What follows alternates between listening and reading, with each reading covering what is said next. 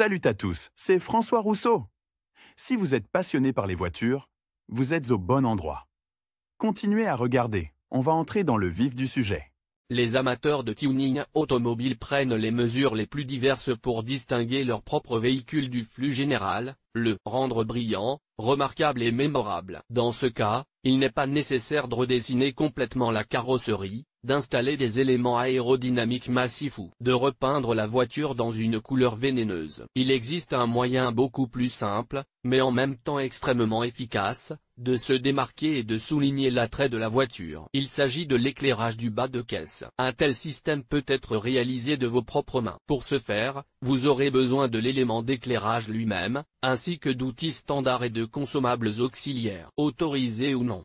Si vous regardez différentes photos et vidéos, vous constaterez objectivement que les éclairages au néon ou à LED situés sous la carrosserie de la voiture sont superbes. Il s'agit d'une variété de solutions colorées, qui se remarquent surtout dans l'obscurité. Il est important de comprendre tout de suite qu'il ne s'agit pas ici d'avantages pratiques. Une telle modification de la voiture n'apporte aucun avantage particulier. Mais si vous avez laissé tomber quelque chose sur la voiture pendant la nuit, il sera beaucoup plus facile de retrouver cet objet grâce au rétroéclairage. Même s'il n'est pas difficile de prendre une lampe de poche ou d'allumer le rétroéclairage de son téléphone. La raison principale de l'installation d'un rétroéclairage est précisément l'effet visuel. Mais il y a aussi un inconvénient certain. Pour une raison ou une autre, les forces de l'ordre réagissent très vivement aux voitures équipées d'un tel réglage et arrêtent le conducteur dès qu'elles en ont l'occasion. La question de savoir s'il y a lieu d'inculper l'automobiliste dépend directement de la manière dont le rétroéclairage est mis en œuvre. Si vous respectez toutes les règles d'installation, l'agent de la circulation n'aura aucun motif d'amende ou de retrait de permis. En général, les vaillants représentants de la police routière se réfèrent au paragraphe 3.1 du Code de la route en vigueur dans la Fédération de Russie. Il y est précisé que l'illumination est un signal lumineux spécial. Potentiellement, il s'agit d'une menace d'amende sévère ou même de privation de permis pour 1 à 1,5 ans. Le plus important est que l'éclairage installé ne gêne en aucune manière les autres usagers de la route. En d'autres termes, les dispositifs ne doivent pas éblouir les conducteurs des voitures venant en sens inverse et gêner la vue de ceux qui se déplacent derrière. Les amateurs de tuning expérimentés notent que pour l'éclairage du bas de caisse, il est préférable de prévoir un régulateur de luminosité à l'avance. Dans des conditions normales, l'éclairage peut être complètement désactivé ou réglé sur la luminosité minimale. Dans ce cas,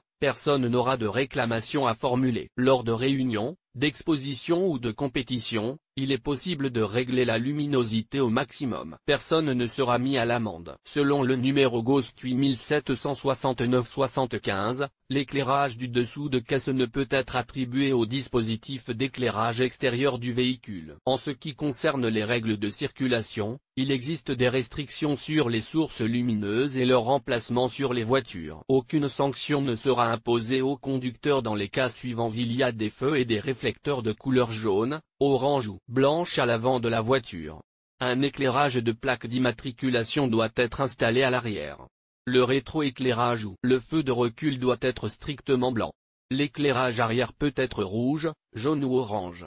Les réflecteurs arrière doivent être de couleur rouge. Dans le cas de l'éclairage du dessous de caisse, la lumière doit être dirigée strictement vers le bas. L'installation d'un tel équipement ne sera pas considérée comme un motif d'amende et ne sera pas considérée comme une infraction si seul le dessous de caisse de la voiture est éclairé et que les autres caractéristiques extérieures ne sont en aucune façon affectées par l'éclairage. En fait, une lampe supplémentaire est installée. Elle éclaire simplement le sol sous la voiture. Option d'éclairage.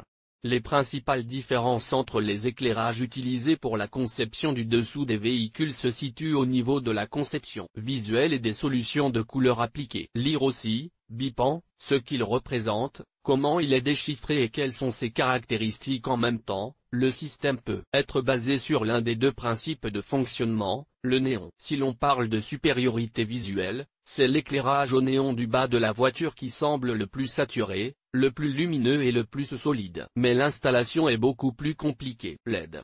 L'éclairage du bas de caisse par diode électroluminescente, d'elle, est analogue. Cette option de tuning de la voiture est choisie beaucoup plus souvent. Le système est extrêmement facile à installer, il est considéré comme plus pratique et plus polyvalent. Malgré certains avantages du néon, ce type d'éclairage est très rare, surtout parmi les automobilistes nationaux. Pour encadrer les néons, une protection supplémentaire des éléments du fond est nécessaire. Les néons tombent facilement et rapidement en panne si les conditions de fonctionnement ne sont pas respectées. Il est très facile de l'endommager et de le casser. Il s'agit plutôt d'une option pour les voitures d'exposition, qui ne sont pas utilisées dans des conditions réelles. Tout ceci suggère que la solution la plus correcte et la plus pratique sera l'installation de bandes LED. Dans ce cas, le système peut être mis en œuvre de différentes manières. Option pour la conception du rétroéclairage. L'automobiliste doit choisir lui-même la variante de rétroéclairage, en fonction de son principe de fonctionnement, qu'il est préférable d'installer sur le bas de son véhicule. Au total, il est possible de distinguer ces options. Connexion directe. Il s'agit de la connexion la plus simple et la plus élémentaire. Ici, les dispositifs d'éclairage supplémentaires sont directement connectés au réseau électrique de la voiture. Télécommande.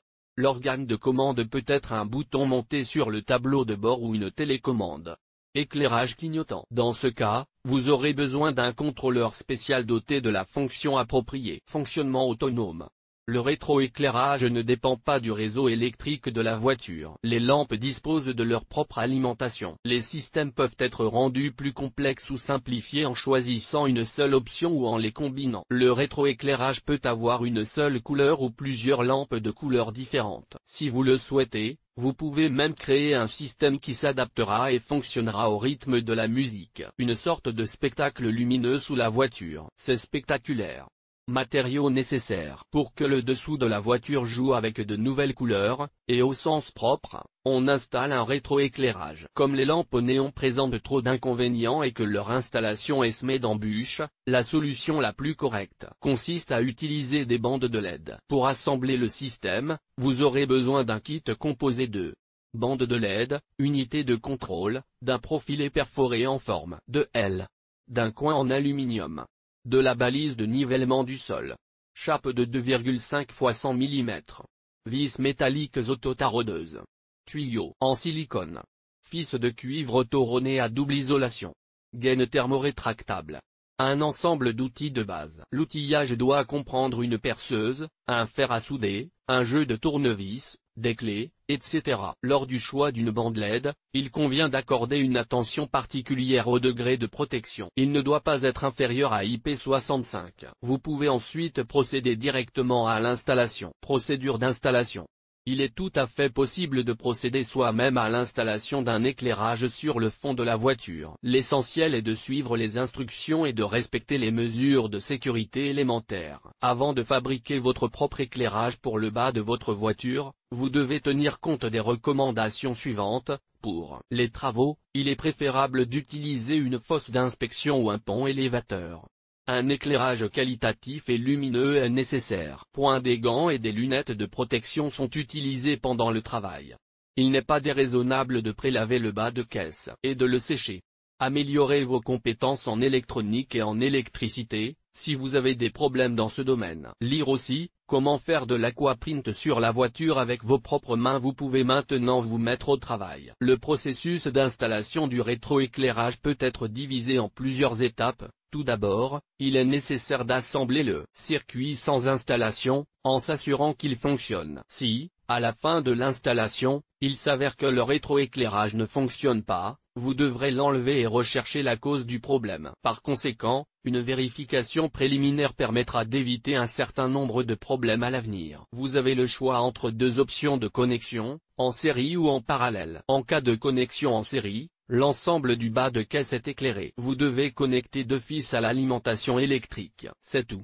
Dans le cas d'une connexion en parallèle, vous pouvez assembler plusieurs sections qui éclairent le bas de la voiture. Elles sont connectées en parallèle et un fil supplémentaire commun est relié à la source d'alimentation. Il est extrêmement important que la longueur de la bande LED ne dépasse pas 5 mètres lorsque l'on utilise une alimentation monophasée. Si des sections de ruban sont utilisées, elles doivent être coupées strictement selon la ligne spécifiée par le fabricant. Le nombre d'éléments nécessaires est coupé. La longueur est choisie en tenant compte des calculs préliminaires, et il faut prévoir une une réserve de 20 cm.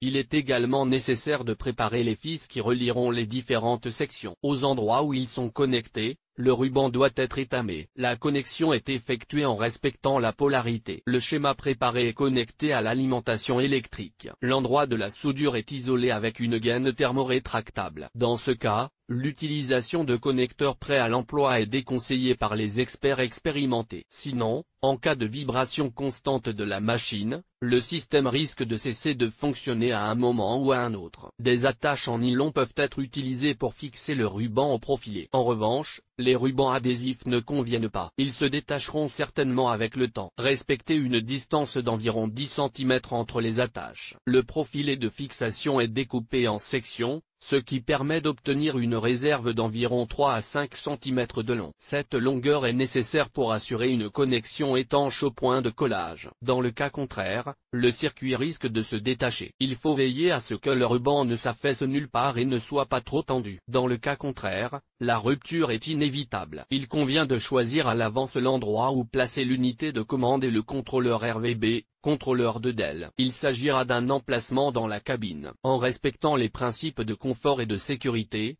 le rétroéclairage est connecté à l'alimentation électrique. Il est important de ne pas oublier le fusible. Il est monté dans l'interstice du fil plus. Son emplacement est choisi de manière à ce qu'il soit facile de l'atteindre, de le vérifier et de le remplacer en cas de besoin. Le système de stabilisation est facultatif, mais souhaitable. Il permettra au rétroéclairage de ne pas griller en raison d'éventuelles surcharges du ruban LED RVB. Une fois le travail terminé, il est nécessaire d'effectuer un test final. Si tout va bien, vous pouvez aller sur la route et démontrer le résultat de votre propre travail. Recommandations pour le fonctionnement. De nombreux opposants au tuning en Russie sont persuadés que l'illumination du bas de caisse du propriétaire de la voiture entraînera certainement une forte amende. La question de savoir si l'éclairage sur la carrosserie est autorisé ou non fait l'objet de nombreux débats. Il est possible d'installer un tel système d'éclairage sur une voiture, mais il est important de respecter scrupuleusement les points du code de la route et du GOST. Si tout est fait correctement, il n'y aura pas de réclamation de la part des agents de la police routière à l'encontre du conducteur. Toutefois, certains voudront vous arrêter et vérifier si vous connaissez la loi. Dans ce cas, il est préférable d'étudier les actes juridiques à l'avance. Malheureusement,